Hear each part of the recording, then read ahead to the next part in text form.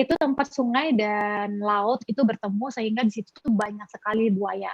Buaya itu kan di muara biasanya. Jadi saya ikut papa saya, adik saya 2 orang itu ikut ke tempat kerja papa saya. Di sana kalau kita ngobrol deket itu kurang bisa kedengaran karena anginnya tuh sangat besar gitu.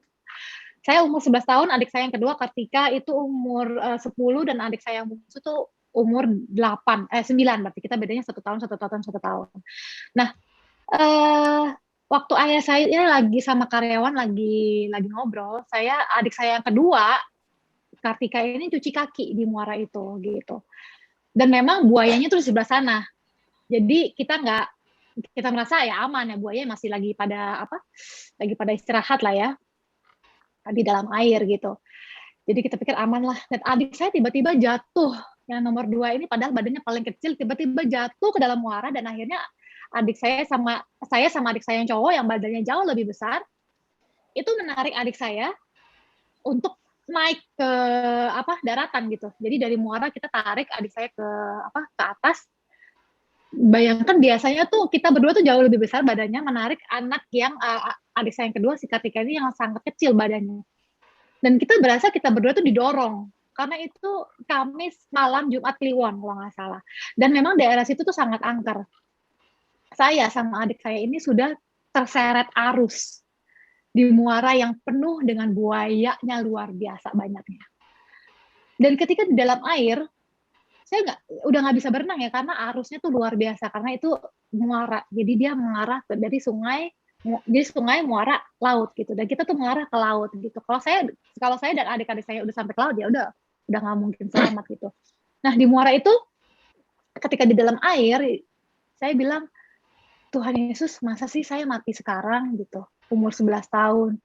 Tolong kasih saya kesempatan untuk hidup, karena saya belum melakukan apapun untuk kedua orang tua saya. Karena saya tuh dari kecil, tujuan hidupnya adalah saya ingin membalas budi orang tua saya ingin membahagiakan orang tua saya nggak mau papa saya kerja keras. Setiap hari saya ingin memberikan keluarga saya itu segalanya gitu. Saya ingin sekali membahagiakan orang tua saya. Jadi ketika di dalam air, saya bilang, udah dalam posisi tenggelam di dalam air, saya bilang, Tuhan, berikan saya kesempatan hidup supaya saya bisa membahagiakan orang tua saya. Seketika langsung saya tuh didorong dari dalam air itu, yang sangat dalam itu, yang penuh buaya itu, seketika saya didorong keluar sehingga saya bisa mencengkram pasir yang sudah basah. Dan saya selamat. Tapi saya belum naik ke daratan ya. Dan abis itu adik saya ngeliat ke belakang, adik saya juga udah kedorong ke atas gitu. Adik saya yang nomor 2 menarik adik saya yang cowok. Dan mereka hampir menuju laut, tapi belum bisa mencengkeram pasir yang ada di situ. Saya bilang, ya udah deh Tuhan, kalau misalnya adik saya sampai hanyut ke laut, ya saya lepas lagi nih pegangan saya mendingan mati bersama gitu. Buat apa saya hidup kalau adik-adik saya meninggal gitu. Tapi untungnya tiba-tiba karyawan papa saya tuh tiba-tiba semuanya tuh datang gitu untuk menolong kita. Ketika mereka datang menolong kita dan kita bisa masuk naik ke daratan, itu buayanya semua pada keluar. Ketika kita udah naik, udah selamat, buayanya semua keluar. Untungnya saya bilang, kok kalian bisa tahu kita ada di sini. Papa saya waktu itu belum Katolik. Papa saya cuma bilang, tiba-tiba ketika papa saya lagi ngobrol sama karyawannya ini, tiba-tiba ada suara yang bilang, lihat anak kamu. Jadi seketika papa saya cari anaknya, tiba-tiba anaknya udah nggak ada di situ gitu. Jadi memang, terus mamaku tanya, yang bilang siapa, yang ngomong siapa? Nggak ada yang ngomong. Terus mamaku bilang, itu pasti Tuhan Yesus. Dan para malaikatnya ngasih tahu ke papa saya, lihat anak kamu gitu. Jadi sebenarnya yang membuat saya menjadi anak Katolik yang cukup kuat imannya, kemudian saya datang ke Jakarta menjadi seorang artis, itu ya karena saya minta kesempatan untuk hidup sama Tuhan Yesus, dan Tuhan Yesus sudah memberikan saya kesempatan hidup. Kemudian saya ke Jakarta, shoot casting, kemudian jadi public figure, main film, main sinetron, banyak iklan, lagi naik daunnya lah. Impian saya dari kecil itu adalah saya pengen punya pasangan yang seiman. Nah, ketika saya menjadi seorang public figure, saya punya pacar yang menurut saya sangat-sangat sempurna. Pacar saya ini anak orangnya hebat, lulusan luar negeri juga, pintar sekali, ganteng juga, kemudian baik banget gitu. Pokoknya tampan, kaya raya, baik sekali, sangat sayang sama saya, sangat cinta sama saya. Sesuai, pokoknya kriteria yang saya inginkan dari kecil, saya pengen punya suami seperti itu, nomor 1 sampai 20 tuh, nomor 1 sampai 19 itu, teng, gitu.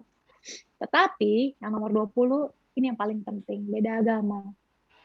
Jadi ketika saya mendapatkan yang saya mau, tapi ada poin terakhir ini beda agama, aduh gimana ya.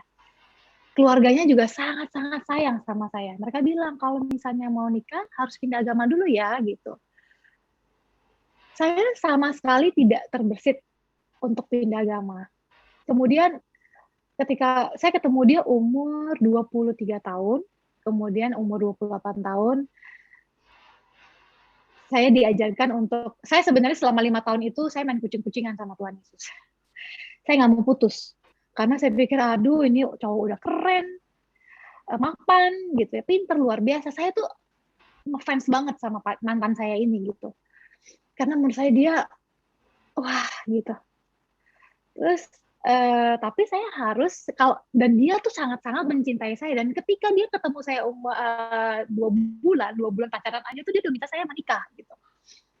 Sebenarnya tuh sebenarnya saya ketemu cowok ini, kalau cowok ini seiman dengan saya sih langsung mau kawin. Aduh, udah dapet semua yang saya mau, tinggal gampang kan?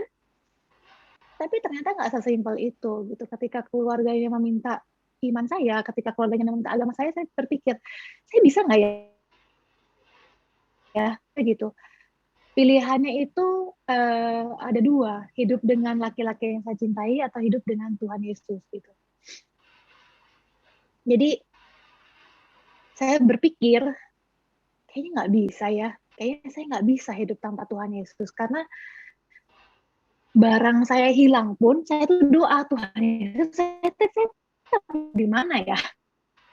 Saya kehilangan barang aja tuh saya doa sama Tuhan Yesus. Saya nyetir dulu lagi syuting, saya capek.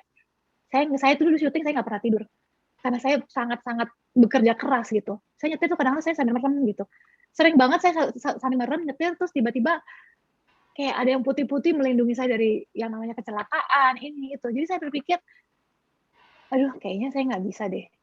Kayaknya saya nggak bisa untuk pindah agama. Dan akhirnya saya nggak ada apa-apa nih, duduk lagi makan, saya bilang maaf ya. Dan sebelumnya saya pernah melihat ada anak kecil lagi pegang boneka kesayangannya, terus ada Tuhan Yesus bilang, boleh minta nggak bonekanya? Tuhan Yesus tuh minta ke anak kecil ini, boneka kamu yang kamu suka tuh saya boleh minta nggak?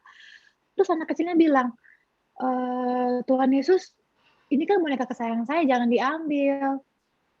Boleh minta nggak? Tuhan Yesus bilang. Itu seperti saya waktu itu. Tuhan Yesus tuh meminta saya untuk serahin pacar kamu ini. Karena sebenarnya Tuhan Yesus ketika dia meminta ke anak kecil ini boneka itu, yang anak kecil suka ini, dia sedang menyiapkan boneka yang jauh lebih besar dan jauh lebih baik. Gitu. Jadi saya akhirnya, berarti kalau saya putus, saya menyerahkan hubungan saya ini, berarti Tuhan Yesus pasti memberikan saya yang lebih baik, saya bilang. Walaupun saya ragu ya, ada nggak ya yang lebih baik daripada dia? Waktu itu saya merasa, aduh Tuhan, ya udahlah ya, saya kayaknya nggak mungkin sih. Saya bilang sama dia, maaf ya, kamu bisa ambil karir saya, keluarga kalian bisa mengambil karir saya, tapi iman saya enggak. Mendingan saya balik lagi syuting susah-susah, nggak tidur, keringetan setiap hari, orang lain semua keluar dari salon, saya keluar dari hutan lokasi syuting. Cewek lain semua makan di restoran mewah, saya sebagai seorang aktris, saya makan di tengah hutan bersama nyamuk. Malam minggu semua orang nonton ke mall, dandan yang cantik, saya tuh setiap malam minggu saya tuh ada di lokasi syuting, jadi orang miskin, makan di trotoar, makan pakai tangan. Itu kehidupan. Kerja keras lagi, tapi hidup bersama Tuhan Yesus saya daripada saya menjadi nyonya besar. Tapi saya tidak bisa merayakan Natal, saya tidak bisa berdoa kepada Tuhan Yesus setiap hari. Akhirnya kita putus dan saya menangis 2 tahun. 2 tahun saya menangis setiap malam. 2 tahun saya menangis setiap malam, kemudian saya ketemu Pak Ben. Terus saya bilang sama Pak Ben, aduh Pak, saya ada apa ya, umur 30 belum punya pacar gitu. Pokoknya sebenarnya Pak Ben ini sudah menemani hidup saya ya, perjalanan hidup saya. Akhirnya Pak Ben juga bantu saya doa. Dan kemudian saya dari Daniel ketemu sama Harvey, ketemu dengan suami saya sekarang. Waduh, ternyata saudara-saudara, betul sekali. Jadi gambar yang pernah saya lihat ketika ada anak kecil, punya boneka kecil, boneka kesayangannya, Tuhan Yesus minta. Dia bilang, kenapa Tuhan ambil boneka saya kan suka gitu, nggak mau. Ternyata Tuhan sudah menyiapkan yang jauh lebih baik, itu benar. Untung saya menyerahkan hubungan saya yang beda agama ini.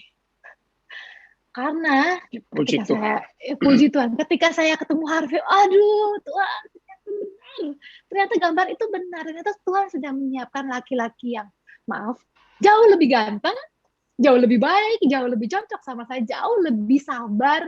Dan ternyata gini, saya berpikir dulu mantan saya ini adalah orang yang paling sempurna. Orang yang paling sempurna yang saya pernah kenal, orang yang paling sayang sama saya, orang yang paling cocok sama saya. Ternyata bukan. Ternyata apa yang selama ini saya anggap paling baik, paling sempurna, ternyata tuh bukan. Ternyata ada lagi yang lebih cocok. Ternyata Tuhan sudah menyiapkan jodoh dan laki-laki yang jauh lebih cocok. Ternyata ada yang lebih seiman dan jauh lebih cocok. Jadi jangan coba-coba untuk cari jodoh yang tidak seiman ya, karena pasti ada.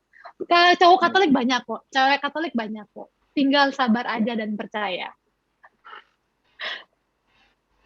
Udah Pak. Luar biasa, tepuk tangan meriah. Ini cocok sekali kesaksian buat anak KRK muda-mudi nih Sandra. Simpan kesaksiannya.